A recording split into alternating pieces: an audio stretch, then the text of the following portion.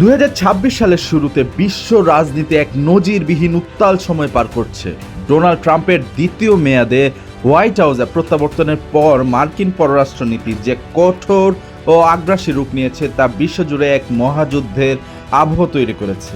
ট্রাম্পের এই নীতিকে বিশ্লেষকরা একলা চলো বা আমেরিকা ফার্স্ট দর্শনের চরম বহিঃপ্রকাশ হিসেবে দেখছেন, যা মিত্র ও শত্রু উভয় পক্ষকে সমানভাবে চাপে ফেলেছে। গত 3 জানুয়ারি 2026-এ ভেনেজুয়েলার মার্কিন বিশেষ বাহিনীর আকস্মিক অভিযান এবং প্রেসিডেন্ট নিকোলাস মাদুরোকে আটকের ঘটনা লাতিন আমেরিকায় আমেরিকার কঠোর আধিপত্যের বার্তা দিচ্ছে। একে ট্রাম্পের করোলারি বা ট্রাম্প কলোরারি মনরো নীতির আধুনিক সংস্করণ বলা হচ্ছে, যার মাধ্যমে তিনি পুরো পশ্চিম গোলার্ধে মার্কিন নিরঙ্কুশ নিয়ন্ত্রণ প্রতিষ্ঠা করতে চান। প্রতিবেশী মেক্সিকো এবং কলম্বিয়াতেও মাদক কার্টেল দমনের নামে সামরিক হস্তক্ষেপের হুমকি দিয়ে তিনি প্রতিবেশী দেশগুলোর সার্বভৌমত্বকে প্রশ্নের মুখে ঠেলে দিয়েছেন।